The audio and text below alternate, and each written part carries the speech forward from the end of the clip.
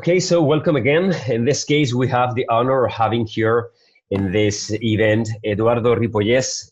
He's experienced director with a demonstrated history of working in the asset management industry, skilled in business development, focused in mutual funds, private banking, and insurance solutions for wealth management.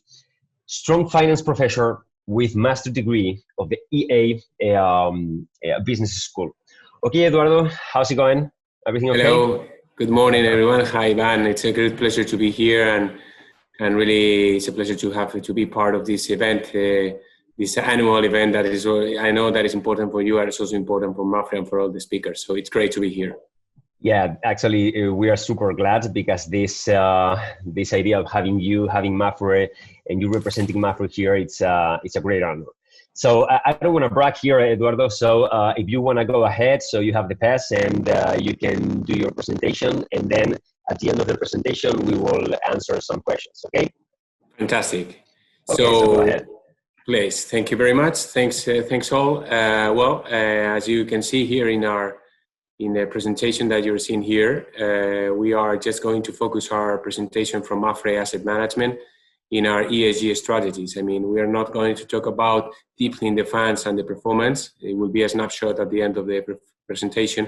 But the idea is to show you how an asset management company related with an insurance company with all these strategies related with sustainable investment are implemented in our asset management division. So we are really proud of being part of Mafre in terms of knowing that this company is a company that just from the very beginning, since 1964, the corporate social responsibility issues and tools are inside our DNA of the company. So now we are in charge of, from the asset management company, to try to implement in our investment vehicles all the ideas that from Mafre we have developed for the last 60 years.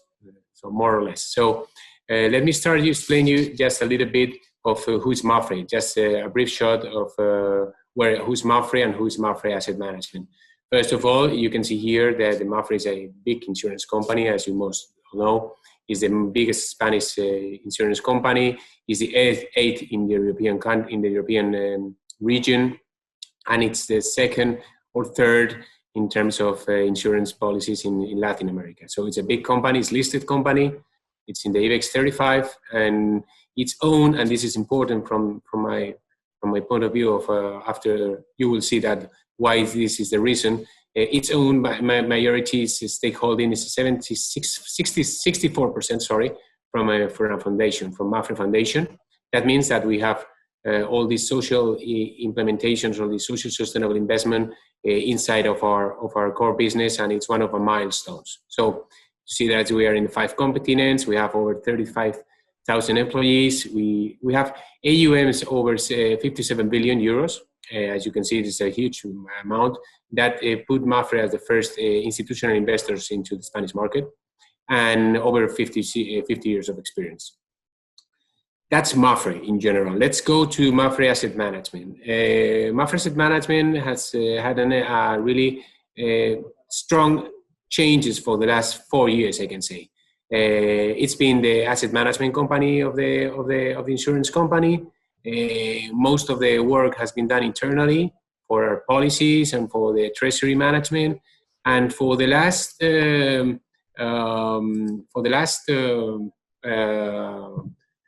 3 years, we have changed this perception, and the idea is that we are open ourselves to the market. We are going for a more open architecture activity. We are launching our CCAP in Luxembourg. We have launched it, and we have most of our proposals over there. We have reached an agreement in terms of management agreement, even strategic alliances, as you can see with Avante. It's a wealth management company really well known in Spain. We have reached an agreement, and I will go deeper with that, with La Financière Responsable, a French company. And then, as you can see in this chart over here, a small box, you have other 2 agreements related with asset management. First of all is with Boyar. You will know and you will meet John Boyar during your event. He's a great guy. We have launched together a new fund called the US Forgotten Value. I'm not going to talk about that because this is related with him, and he will explain you step by step how he's dealing with with the ideas with Mafre and the idea of developing this new division with the company together with Boyer Asset Management. And you can see over there GSI. GSI, it's out of the liquid assets. It's an alternative asset. It's social impact, directly involved with social impact solutions and from a private debt point of view. I have put this over here because you will see that we are really aware of the situation. We are not only talking about UCITS funds for ESG solutions and from the measure of the impact, we are going through alternative investments. Not only, for example, with the case of GSI, that is a global solution for social impact, and it's really nice to see that we are developing with them a strategy, and we are the anchor investors for the new funds that they have launched in Luxembourg. But also, you will see that we are now launching a new infrastructure fund together with Macquarie, and it's all related with ESG solutions. So you can see a broad view that in a broad view that Mafre Asset Management, it's really involved in terms of sustainable investment, not only for liquid, but also for illiquid assets. You see that we are long-term investors. We have different investment centers, like in Madrid, we have it in Sao Paulo, Boston, and Paris, and we have 150 professionals all around the world. In the asset management team here in Madrid, we are around 25 people related with liquid and illiquid assets. Okay, so sustainable investment. Why? Let's go from, we can go from top to bottom analysis. First of all, we are really aware about the Sustainable Development Goals from the United Nations. We know that we have an agenda, it's 2030. You see these graphs and these labels all around the world every time talking about the different measurement from these goals, and you have to be aware of this because it's going to be really in our investment decision for now on and in the future. So this is in general, but you have to develop something that has to go from a broad view to a really narrow view, to a better short view in terms of asset management proposals. So from that point of view, you know that from these Sustainable Development Goals, we're talking about elimination of poverty, we're talking about fight against climate change, we're talking about education, we're talking about equality of women, and the defense of the environment. But as I told you, you have to try to develop a nice way to bring all these proposals to investment funds. So that's something that you are aware that we are talking about ESG solutions, Esg in Spanish, ESG in English, and you have to be aware that not all the proposals in the market are global proposals. You have to be more precise. You have to go for a more tailor-made solution. So what we are focusing ourselves is to create some proposals from the E, environmental proposal criteria, from the S, the social criteria, and from the G, the good governance criteria. You can see over here that these are general criteria with different aspects that are involved in those criteria. So this is important. Once I'm going to explain you how we go for the fund selection, for the portfolio selection, or for the company selection. So because we are trying to go for the big letter. Well, I will go later with that. But first of all, what we are looking for? We're looking for long-term profitability. I mean, not only financial profitability. The investors, especially the institutional investors, and probably in the short term after this pandemic, we're going to have more this proposal from private investors. What we're looking is for a more sustainable investment, for a more sustainable, profitable investment. So it's something that it's not quantitative, it's more qualitative, but we have to be aware that the investors are looking for that. So it's a way of, in the equation of looking for profitability, you have to have now you have two variables. You have the traditional one, but you have to go for the social, for the environmental, and for the good governance one. So this is something important. The second thing is that from the asset growth point of view, asset management point of view, 50% of the assets in 2020 will meet this criteria.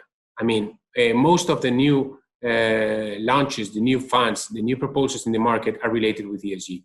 It's really difficult to see someone presenting in the market something that is not ESG related. So You have to avoid greenwashing. You have to avoid the possibility of this of having an asset management company that tells you that they are currently involved with the principles of investment solutions from the United Nations, but they are looking for labels. But it's not a question of labels. It's a question of doing the things internally, of implementing all these situations, all these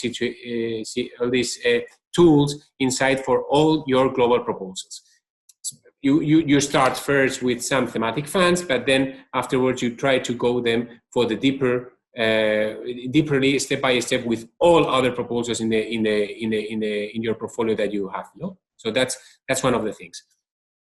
And one of the things that 2020 is proving clearly is that this type of funds are more profitable, less volatile, and they're doing a nice job during this year. So by having this, it was fun, because when we were launching the first our first proposals, we were trying to present to the market this with a back testing, in terms of, listen, if you have done this for the last 5 years, this has been the result, this could be the result, and this has to be the same for the future. But now we have the practical situation. We've been during 2020 in this situation, and we know that by having these practical issues, and you will see it later with the figures on the coronavirus period, how the funds has developed during these 6-7 months and during 2020. So it works. I mean, they're more efficient, they're more profitable, they're less volatile, and they are doing a really, really nice job, these funds in general, not only from Mapfre, in general from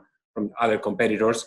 And that means that probably from now on, all the funds are going to be related with these proposals, because they're giving not only a social and sustainable investment profitability, also they're giving the financial profitability that the investors are looking for. So this is a general broad view. From that general broad view from Mapfre, we are really involved, as I told you, with the sustainable investment. In 2017, Mapfre adheres to the United Nations Principle of Responsible Investment. You will see all these labels. I mean, these are labels, but Mapfre is really involved. Not only from the asset management point of view, we are also involved in terms of the implementation from the board of directors, from Mapfre in general as an insurance company. So we are really delighted, and we are really proud of saying to the market that finally an insurance company, it has developed all these tools and all these agreements, these worldwide agreements, to be an efficient and sustainable investment insurance company. So you see that United Nations Environment Programs, you see the Principle of Sustainable Insurance, you have the Paris Pledge for Action, you have the Principles for Responsible Investment, are really well known, the PRI are really well known in the market, and Responsible Investment Brand Index. But going further than that, we have also developed some academic research. And that is something that is important, because we are implementing that research for our liquid funds, not for the liquid. For the liquid, we're looking for other research, we're looking for other tools to measure the impact, the social impact or the environmental impact on those funds. In this case, we have reached an agreement with the University of Siena and with Cranfield University. Both of them have been really important for us in terms for measuring the impact for equity funds, or for equity, or for our equity activity, especially for the European equity. We have developed a paper, a nice paper with the University of Siena, in terms of measuring how is the impact for European equity in our funds, in the balance funds, or the European funds, or even the global funds, equity funds. So we have developed something that can measure the impact that produces to the society, to the economy in general, and we prefer to do this with a third party. And if it's an academic one, it's much better. So that's the reason why we have reached an agreement with these two universities. So we are going one step forward. We're not only measuring the ESG proposals, the GSG criteria, but also we're trying to measure these funds with this collaboration with these universities. So from the social responsible investment point of view, it's easy to say, okay, you use the external tools, you go for the well-known providers in the market, you know, that we have, and we can talk about them later. Sustainalytics, you have Robeco Sam, now they're bought by the big players. But in Mapfre, 2.5 years ago, we have decided to go for the best tools in the market. And we had reached an agreement with this small boutique French company called La Financière Responsable. Why? I mean, we are, as you can see over there in the chart, we have a 25% of the company. Probably we're going to increase that, and we're going to go for majority in the short term. But clearly, right now, we have this 25%. But the important thing is that we have an agreement with them in terms of sharing documents, sharing know-how, and giving us and giving an open architecture of their way of measuring or the way of going for this portfolio management and asset allocation. They have done this since 2008, so they have a good experience in terms of going for this for these solutions. They have a good reputation into the French market. They have the label ESR, as you can see over there. This is a label at the French market that is really well known and well recognized. So their funds, they are passing through the due diligence and the audit from externals to give them the quality credibility in terms of being one of the best players into the market. And also what they have, and it's really important, is that they have already their own methodology. And their own methodology is based in two things: the footprint, the eco-social footprint. I will explain you later how they work with this, and the IVA, the integral value approach. So as you can see over there, there are two things that are registered, that are their own property, and it is something that we are sharing with them. By having this agreement, this stakeholding agreement, we are sharing all the information to implement all this, not only in our thematic funds, also in our other long vision funds, long-term funds, and our proposals into the market, not balance funds, fixed income funds, and equity funds. But this is a general view of the agreement that we have with them and how we are working together. The first agreement with them was with this fund, the Mapfre Capital Responsable. This fund is a mixed balance fund, and it's co-managed together with LFR, with La Financière Responsable, and together with Mapfre. Mapfre is in charge of the fixed income, the fixed income part. We know a lot about fixed income. We are an insurance company, and taking and measuring the risk and the ESG proposals from a government point of view, even from a credit point of view, it's something that is inside Mapfre analysis. I mean, we have to do it internally. To giving you a snapshot, a brief shot of where we are talking about a 60 billion investment portfolio, and that means that 70% of that portfolio is fixed income. Currently, it's fixed income. We have to transform this into a boost, looking for another alternative. We have to go for alternative for liquid funds, because with these interest rates, we have to go for another opportunities into the market. But historically, fixed income and govies is part of the MAP fund. So by analyzing credit risk, country risk, environmental risk is something that is inside our risk decision and investment decision. And the equity solutions and the European equity proposals are from LFR and their methodology. So we go for a fund methodology that the object is to weight in a way of asset allocation, how we're dealing with the market. Currently, for example, we are dealing with a 75% fixed income, 25% equity. We normally move ourselves between 70-75% in fixed income and 25-30% in equity, in European equity. But this is something that we are working together. We have an investment committee, we work together, we share our opinions, we go for the financial proposals, and we go for the ESG proposals. And depending how we see the different shares that are inside in the portfolio, we decided to reallocate or to go for a rotation of the portfolio.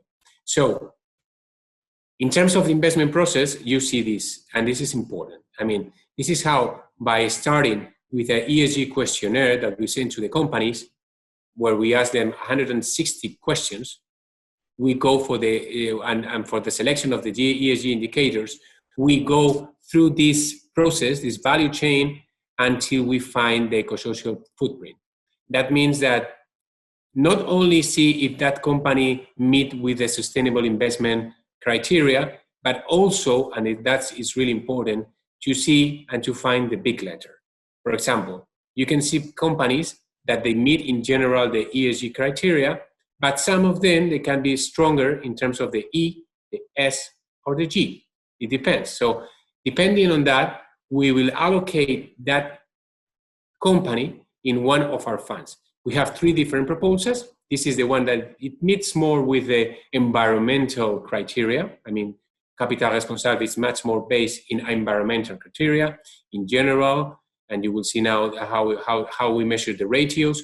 But the idea is to find the footprint of those companies, to exclude those companies that they don't meet this, to filter all this, and to go for a short list. And once we have that short list, we will go for the big letter of those companies. So you see that we go for a questionnaire preparation, we ask the company, we talk with the human resources department, we talk with the financial department, we talk with the investor relation of the company, and if they meet our criteria and they pass through this questionnaire, they go inside our data collection. We had a strong communication with the company. We ask them for the data final confirmation, and finally we go for the analysis and report and the weight of that company will have in our portfolio. So this is one of the processes that is already registered, that is a known property from La Financière Responsable, and we're something that we're implementing in these funds, particularly in these funds, in the other 2 funds that I'm going to show you, and in general in umbrella, in all the funds umbrella from MAFRE. So once we have that, we go for the measurement of those companies. And once you can see it here, analysis and report, then we go for the selection, the asset allocation, and to see what companies are going to be in our portfolio. You see that we have leaders, we have good companies, and we have promising companies. All of them are in the portfolio. Some of them they have developed all these skills. Some of the other ones are really promising good results for the short term, and that's why we are including them into the portfolio. Second, and it's important in the case of an environmental fund, the CO2 emissions. So that is important for us to see how we deal with that. How the global view of the company, of the portfolio of the fund meets with the reduction of the CO2 emissions, comparing with the benchmark. In this case, the benchmark is the Stocks 50, because we're talking about, as I told you, a balanced fund, but the equity is related with European equity, so it's the Stocks 50, and how the CO2 emissions by business volume. I mean, this is a chart that is alive, that we present to our investors every month in terms of how we are dealing, how our fund how our portfolio is reducing the CO2 emissions in the market, and that means that we are aligned with the proposal, with the milestones of the fund. The second issue you have here at the right of this slide, the public issuers ESG scoring. This is made by MAFRE. We know it. We know how we do this environmental scoring and the level in terms of the European countries, because it's something that we have done for the last 30 years. Now it's something that it's on fashion, and the people is looking for this, but it's something that we have done internally, especially from the risk department. You see how we measure France, Italy, Portugal, and Spain. This is for the fixed income part of the portfolio, and that how we measure that. And the third, these are tools and these are indicators that we present to the market every month. I mean, we can do it every day, but the idea is to do it every month, because for a mutual fund, it doesn't make sense to do this diary in a daily basis. We prefer to do it in a monthly basis. And then the last part of this slide, you can see the ESG indicator. This is an indicator that specifically every month we talk about it. I mean, in this case, we talk about on average the companies that the fund invest in spend annually training for their employees. So how these companies, they spend 18 hours training their employees to be a more environmental company, to meet with the sustainable development goals. So how we deal with this. That is something that, for example, in this case, the indicator asks us that we have to meet we have to reach a goal, and the goal is to go for 25 hours, and now we are in 18 hours. We meet other goals, and in the case of this indicator, we know that these companies have to improve. So not all the indicators that we show here are positive ones. They can be also achievable or challenging ones. That's the reason why we put these kind of things on this type of funds. This is external basis, and you have to be aware about this. I mean, this is something that is going to be in the market now for all the funds. This is not from Mapfre, of course. This is external sources. We have Morningstar, we have MSCI, and the different ratings that we have into the market. This proves from a third party that these funds meet with these criteria. We have, for example, in the case of the Capital Responsable, we have the 5 gloves. In the case of MSCI, we have the AA. So this is a way of testing that all the things that we're doing internally are approved by third parties. We do this with all the funds. I mean, we have our external analysis, we have our internal analysis, our internal way of measuring impact, and also we have the external base to the external sources to prove that everything, they fit together and they work together.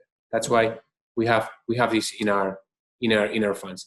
As you can see in this case, it's also related with CO2 emissions. It's also related with the sustainability score from Morningstar. It's also related with corporate governance. In this case, we are really aware that corporate governance is important, because corporate governance not only it's important for us for the G, for good governance proposals, but also if you have a good corporate governance, that probably proves that you have a good and a strong environmental proposal internally. So if you have a strong board of directors, you have a strong management, they're going to be involved in these new proposals in terms of ESG ratios and especially in environmental solutions. So this is one of the proposals. As you can see, I'm not talking about the performance of the fund. You will see later how they're dealing this year and how they're how they're performing, but this is just a way of giving you the internal data of those funds. Now let's go for another proposal. The first one was for environmental. Now the second one is for social proposal. This is we are really proud of this fund, the Inclusion Responsable. This fund, it's really related with people with disabilities. I mean, this is, as I told you at the beginning, Mapfre as a company, as an insurance company, as a holding company, as a listed company, it's really aware and really conscious about the three, the E, the S, and the G letters. But especially internally, we are really strong in the S, because it's something that Mapfre has been related long time ago with all these foundation programs, with all this supporting that we're giving for the inclusion of the people, for the recalibration of the salaries. So this is something that it's really under the scope of the board of directors, this fund. This is a new launch. We have launched it in December 2019. So we don't have already 1 year track record, but we have the seed capital from Mapfre. And the idea is simple, is we are just looking for those companies that they're looking and they're going for these programs to include in their workforce these people with disability. This is as simple as that. And it's not easy to measure. If the first fund was it's more a general fund, a broad view of the environmental issues, environmental ratios, environmental goals, this is much more thematic. We're just looking for disability. I mean, we are a thematic fund with a more thematic proposal. And how we measure this? This is important. In our investment process, we have this, and these seven goals that we have here are something that are inside the analysis and their methodology from La Financiera Responsable. This is something that what I told you that we have bought a stakeholder of the company is to have access to this type of decision making and investment process. This is a way of measuring. This is a way once we have the company with the footprint, the co-social footprint, with these variables, we will know if they are really strong with the S proposal. And as it was in the other one, in the Capital Responsable, we have leaders, we have committed, we have promising companies, and we have emerging ones. who are in the portfolio inside the fund. You have the leaders, the committed, and the promising ones. The emerging ones are something that are in the scope, but they're not meeting the basic criteria. But we have it in our universe in terms of analyzing those companies. Why we are meeting and when we are using these different strategies, this different analysis process, because we believe that by analyzing this in the questionnaire that we send to the companies, we will have the footprint from a social point of view. In terms of specific initiatives, in terms of commitment, in terms of recruiting and integration, in terms of adaptability, in terms of a sector that is really protected, in terms of current business with a protected area, and in terms of figures. I mean, by meeting these criteria and by passing through our questionnaire, we know that the S is a strong letter for these companies, and those companies can be investable by our fund. And that's important. So these are criteria that we're using by using our own database. And this is incredible. I mean, and this is meeting clearly with the CNAP paper that I told you in terms of meeting with the Sustainable Development Goals and how we can measure the impact for these equity funds. This is simple. This is all the seven issues that I told you, the 7 tools that I told you in terms of measuring how the sustainable investment, the social investment goals are achievable or reachable in these companies. And we are comparing, in this case, 3 companies. You have Michelin, you have Europea, and you have a German company. You can see that some of them are meeting or reaching some of the goals, but not all of them. In this case, the best one is Michelin. You can see that Michelin, in general, from a broad view, with the 7 analysis tools that we are meeting and we're asking them, fits with all of them more or less. You have other companies that they don't meet with them.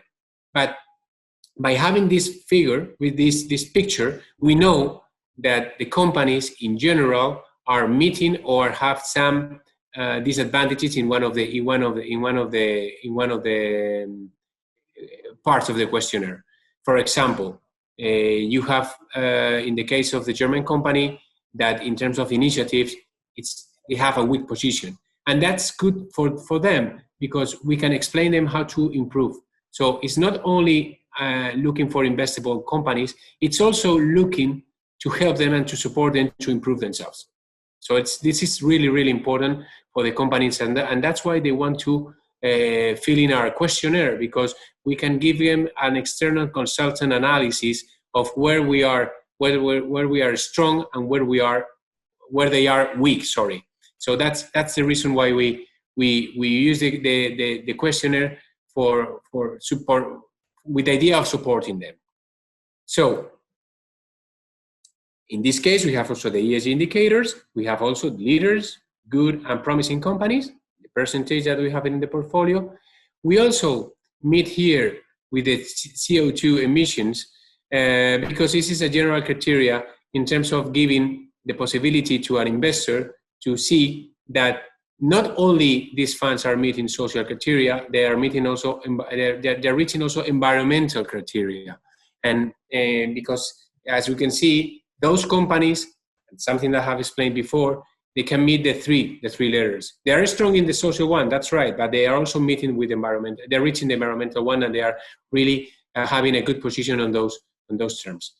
In terms of giving our indicator to our investors, we also have a small view of the chart that I showed you before, in the slide before, how the MAPFRE Inclusión Responsable, it's dealing with the different goals, and how in general the portfolio is dealing with the figures, with disability policy, with accessibility and layout, these kind of things.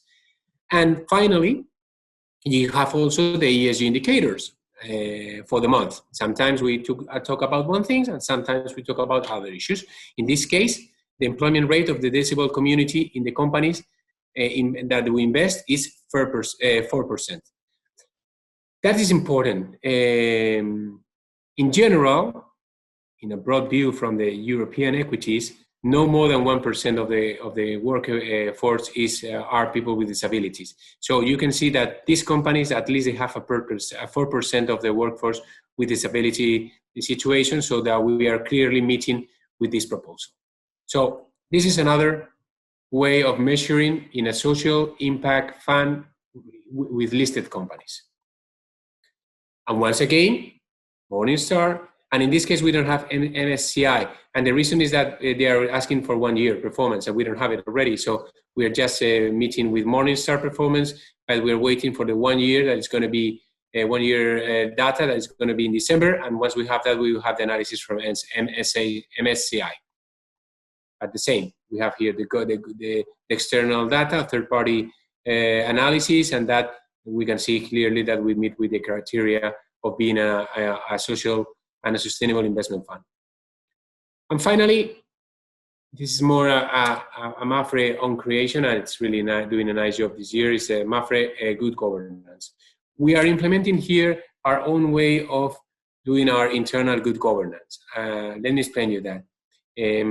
MAPFRE, as a listed company, is a really well-known company, and is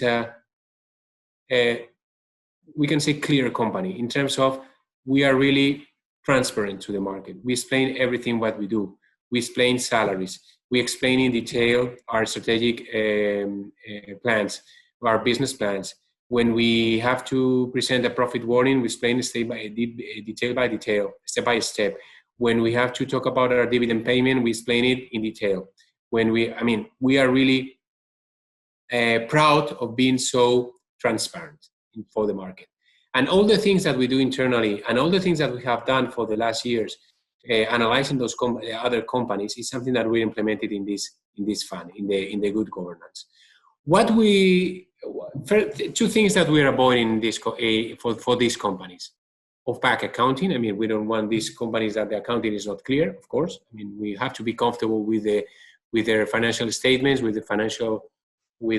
their profits and loss. We have to be clear with the debt structure, and we avoid those companies that they are not clearly transparent in terms of explaining their financial statements. And also what we call the value thieves. That means transactions with related companies.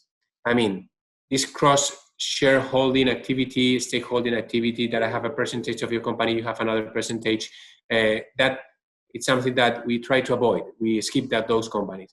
Unfortunately, for example, in the case of the Spanish market, it's something that is really common to have this cross-shareholding activity between two companies. So we don't have a lot of Spanish companies because we want to have a clear stakeholding of the companies, and looking for those companies that they are really, when they buy something, they really buy it to integrate, to go for synergies, not to just have a financial position. First of all, we go for the analysis. We go for the board. We analyze the board of directors. We analyze the remuneration of the board of directors. This is important. We analyze the alignment of the incentive policy related with the performance of the company, and also the degree of compliance. The voting delegation is important, and the commitment of the company. First of all, we have developed a strong voting policy. We are active shareholders. I mean, we are now going for the general meetings. We are going and we ask for our proposals. We are really active. We can vote against the board of directors' decisions if we think that it's not aligned with the strategic view of the company, or the strategic proposal, a long-term proposal from the company. So we are really active in these issues with all the companies that we are. This is something that is really well implemented in the US market, but the active shareholding, proxy holding, in Europe we are developing right now. We are starting to do it, and internally for this fund is something that we are really active. And finally, by using this graph, we go for the fund, and we analyze internally if those companies are fine, and we have this third-party measurement, third-party analysis. You can see here that the company is strong the fund is strong in terms of the sustainable rating from Morningstar. We have also the MSCI, and you can see here in terms of corporate governance how strong is the company in terms of looking for board independence and for board diversity.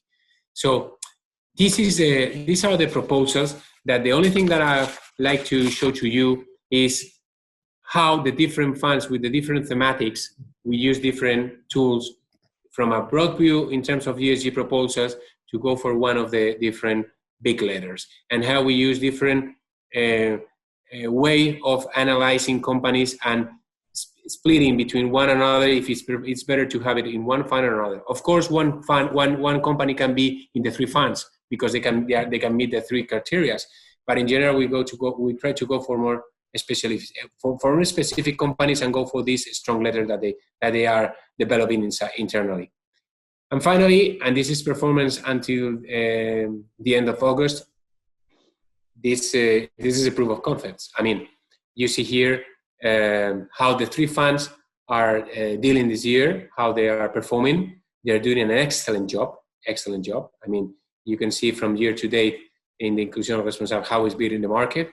You can see the Capital Responsable as a balanced fund, how it's beating the market clearly. And you can see how amazing good governance is doing by beating clearly the market. And in the three cases, you can see that in the case of the good governance with more volatility than the market, but in general, the Inclusión Responsable and the Capital Responsable with less volatility, with less drawdown than the market. So this message that the people are starting to hear, that these funds are more profitable and less volatile, it's a real message. This is something that is proving that. So from now on, whenever we show to the market, we will show to the market, to our investors, that we are over here and we are looking for these proposals.